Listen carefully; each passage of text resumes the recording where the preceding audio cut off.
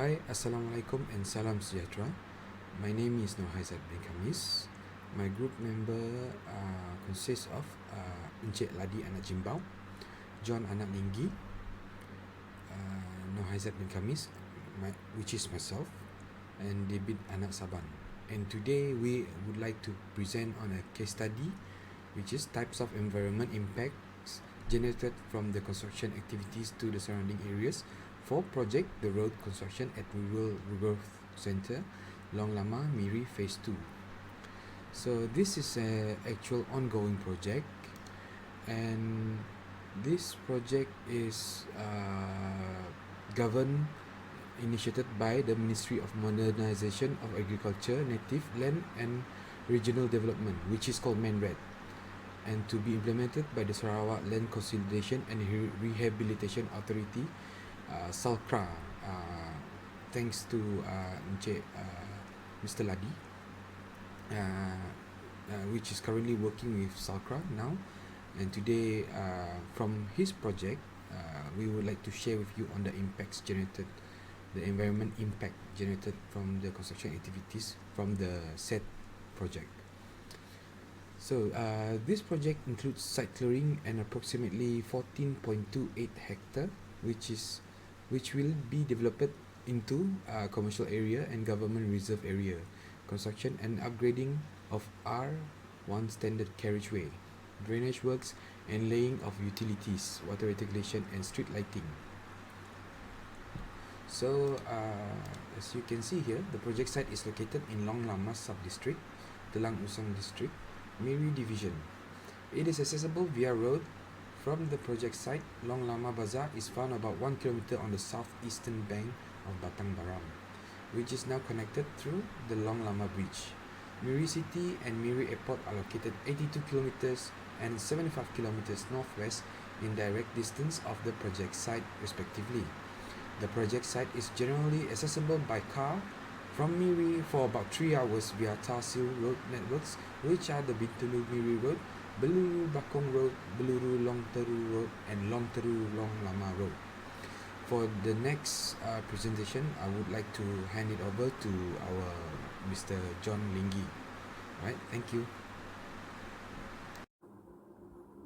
Hi, I'm John anak Linggi. I proceed with the impact number 1 generated from the construction activities to the surrounding area of the project, the road construction at Rural Growth Center RGC Long Lama Miri Phase 2 in the aspect of land acquisition and the crop compensation issue. Land acquisition is a sensitive issue that needs to be dealt with tactfully. Failure to resolve the issue of land acquisition can cause resentment and will be met with resistance, which will lead to conflict between the project proponent and the local communities. Social conflict may occur if representatives of the Land and Survey Department Sarawak are not aware or not sensitive with the need of the affected communities, local biophysical condition and local culture when dealing with the affected individual lot. The action plan. Number 1, proper boundary survey. The proper boundary survey will need to be carried out to tactfully manage land encroachment issue or any damage caused to the private properties due to the construction activities. Should the local people claim any area, proper negotiation and compensation should ensure to please local sentiment. A detailed road reserve survey of the project site will need to be conducted prior to the actual construction activities. Action plan number 2, identify local need and local condition. The project proponent will have a good understanding of the need of local communities and local biophysical condition. Representative of the project proponent will make effort to identify and understand the need of the affected communities and their living and working condition at the affected area. Establish a communication platform between the project proponent and the affected landowner. The project proponent will establish a communication platform to communicate with the interest group of stakeholders, especially those who might be directly affected by the project. Ensure that any land or social issue which could affect local landowner are dealt with properly to avoid any dispute and misunderstanding with them. Compensation. Any local crop planted by the local communities which are affected by the project should be entitled to compensation to assist them in improving or at least maintaining their pre-project living condition and value of their asset. Give priority to the affected landowner. The affected landowner will be given priority to get any job or business opportunities to be created by the project if the affected landowner show their interest and are fit for the work. Next is a priority for local workers. Local workers will be given priority in employment at the construction site if there is any vacancy. Training of local. Where required, some form of on-the-job training will be given to the local people so that the technical skill can be transferred to them. Communication effort. Local community should be systematically informed and consulted about the project, the right and option available to them, and the proposed mitigating measure. Before the commencement of the project implementation, the headman of the affected communities should be consulted. Last one, establishment of grievance mechanism. The establishment of this mechanism should be considered to take care of complaints from the community during the construction of the project. In this connection, it may involve Land and Survey Department, the affected district office, and the project owner, SACRA, and other relevant government agencies. That's all from me. Thank you. Hi, I'm Ladi Anak Limau. I am present environmental impact and action plan, loss of vegetation cover and wildlife habitat. The vegetation cover observed within the vicinity of the project site is predominantly secondary forest, roadside shrub and grasses. The species of flora and fauna observed at the project site are largely common species that could be found in similarly rural area in the area. They are neither rare nor otherwise important scientifically in terms of national biodiversity interests. To this respect, impacts to the biological environment is evaluated as tolerable. Environmental impact for the action plan. Mark out clearly area to be clear.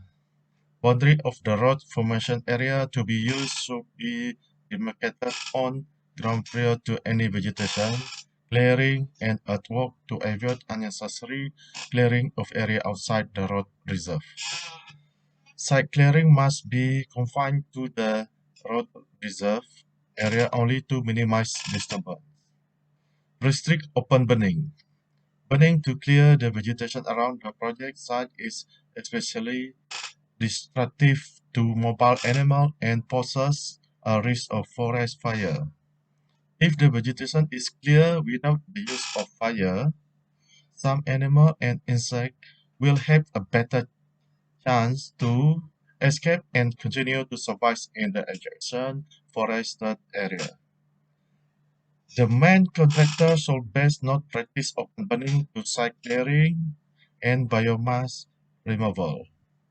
Open burning of vegetative waste can only be carried out with permit obtained from the NREB. Hire experienced or competent operator. Clearing should be carried out with suitable machinery and operated by experienced and competent operator. Prohibit harvesting of forest produce, hunting and destructive fishing activity. Construction workers and personnel are prohibited from collecting and harvesting of forest product or trapping and hunting of wildlife in nearby forest area, or the conduct of any destructive fishing activity at nearby waterway. Lastly, for the action plan is provide stream crossing. Proper culverts should be constructed for stream crossing in order to avoid disturbance to the aquatic resources. That's all from me. Thank you. Izan. I am Dibit Saban from UTMSPACE Kuching Sarawak. My part is part 3. In part 3, I want to discuss the impact this project to environment and what the solution or action plan we are taken to reduce the impact to the environment like soil erosion, sedimentation, and water quality. And generally, in construction activities such as site clearing, filling work, earthwork, and drainage work will inevitably contribute to some soil dispersion as well as sediment pollution and may increase the concentration of suspended solid in the receiving waterway due to loose soil and the exposure of soil surface to the watering element. This may adversely affect surface water quality by increasing the suspended solid turbidity, the amount of colloidal particle, and also the nutrient level, especially during heavy downpour. The potential adverse impact among any others are dechloralization of stream and river, reduced architects, collagen or off-grill of aquatic fauna and filter, result in aquatic life mortality, increased nutrient and sediments, increased aquatic plant growth, including weeds, in the receiving waterways.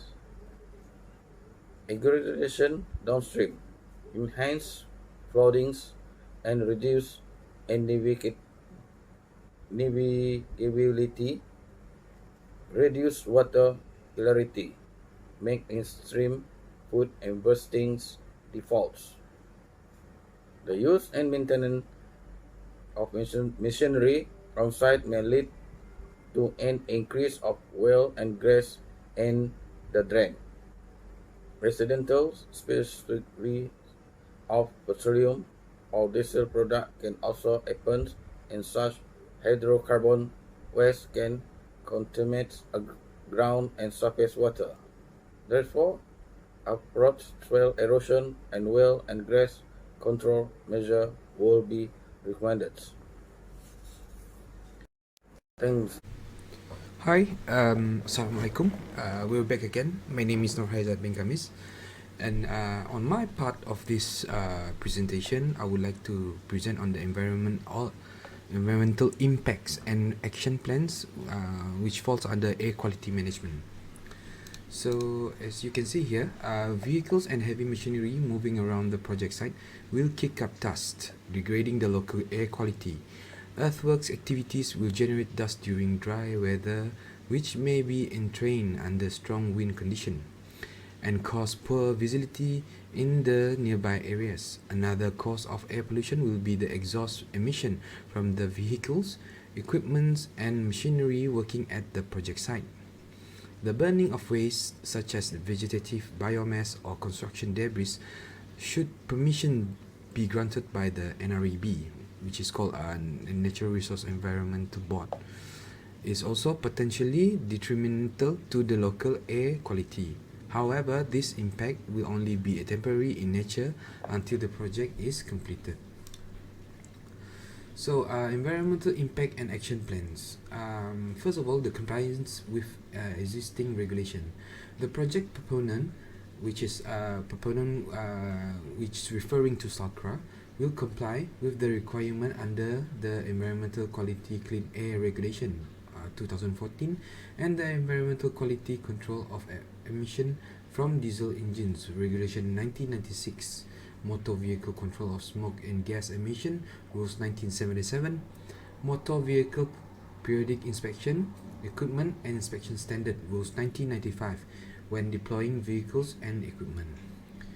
For regular maintenance of the engine, regular engine maintenance should be carried out on the equipment, machinery, vehicles used at the project site in order to reduce exhaust emission. So reduce speed on dirt roads within the site. Dust impact is more severe for vehicles on unpaved areas. To reduce kick-up of dust by moving vehicles, the recommended speed limit should not be more than 20 km per hour when traveling on unpaved surface within the project site. Abide by JPJ requirement, which means for a commercial vehicle, the Jabatan Pengangkutan dan Jalan (JPJ) requires them to be sent for testing once every year for the first 2 years for new vehicles, after which testing would have to be carried out every 6 months. The test will include an exhaust emission test. This will help to regulate air pollution problem. Spraying with water to keep the dust level down. Spraying the affected areas with water can carry it out when it is observed that dust generated at the project site is disturbing. Next is by using face masks. Should the dust and smoke situation become serious at the site, the affected workers must be provided with approved face masks. Prohibit open burning. Open burning of vegetative residues and other combustible waste should be restricted at the project site. Submission of written notification. A written notification shall be submitted to the Department of Environment for construction of any land, building or premises designed for a purpose that will result of a new source of emission as stipulated in the Environmental Quality Clean Air Regulation 2014. So next, the last one would be installation of air pollution control equipment. The cement silos at batching plant are advised to be equipped with air pollution control equipment such as bag filter. This will facilitate to minimize the release of fugitive cement dust from the silos to the atmosphere, especially during cement loading from the cement truck to the silos. Okay, that's all from us. Thank you. Hope you guys enjoyed the presentation. Thank you very much. Assalamualaikum and salam sejahtera. Stay safe, guys.